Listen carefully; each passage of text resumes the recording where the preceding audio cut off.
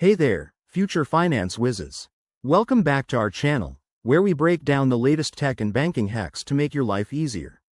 Today, we're tackling how to get your first bank virtual card in 2025.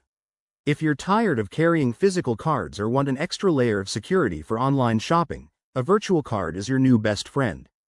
It's a digital version of your debit or credit card that you can generate on the spot, perfect for 2025's fast-paced digital world.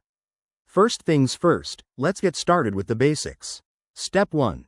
Ensure you're eligible. Most banks require you to be an existing customer or at least 18 years old with a valid ID. Head over to your bank's app or website. Make sure it's the latest 2025 version for enhanced features like biometric login. Step 2. Download or update the app if you haven't already. Banks like Chase or Bank of America have user-friendly interfaces now integrated with AI assistants to guide you through the process. Once you're in, log in with your credentials or sign up if you're new. Next, verify your identity.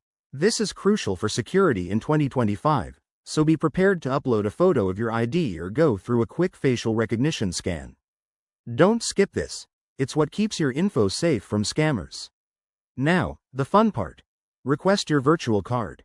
In the app, look for the Virtual Cards section, select your account, and generate a new card. You'll get a unique card number, expiration date, and CVV instantly.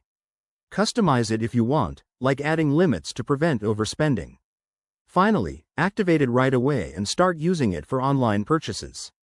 Remember, most banks allow you to set transaction limits or even freeze the card temporarily for added peace of mind.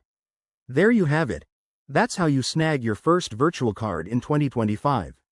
It's quick, secure, and oh so convenient. If you found this helpful, hit that like button and subscribe for more tech tips. Drop your questions in the comments below. Thanks for watching, and see you next time.